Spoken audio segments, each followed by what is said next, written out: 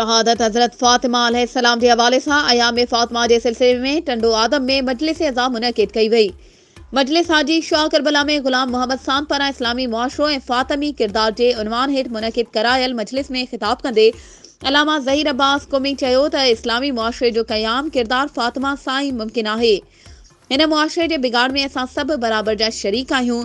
जे असां चाहियूं था मुआशरो बहितरी ॾांहुं गामज़न थिए त असांखे अहले बैत जी ॾिनल वाट ते हलणो पवंदो। हुन चयो त इस्लामी मुआशरे में औरत जे पर्दे खे वरी अहमियत ॾिनी वई आहे। हिन मुआशरे जी औरतुनि खे बापर्दा थी करे मुआशरे जी जोड़जक करणी पवंदी। मजलिस अज़ा में ज़ुल्फ़कार मीर नुहा ख़्वानी जॾहिं त आमिर राहू हुमैर अली ख़ान ऐं मोहसिन गुल कसीदा ख़्वानी ऐं अब्दुल्ला सुमरो दुआए तवस्सल पढ़ी। मजलिस में इमरान करबलाई स्टेज सेक्रेटरी जूं ज़िम्मेवारियूं निभारियूं।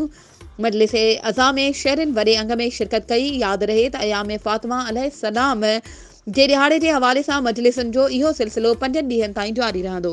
वधीक ख़बरुनि ऐं अपडेट्स के लाइ असांजे चैनल के सब्सक्राइब कयो ऐं हाँ बेल आइकन के प्रेस करण न विसारजो त जीअं असांजी हर नई अचण वारी वीडियो तव्हां ताईं पहुची।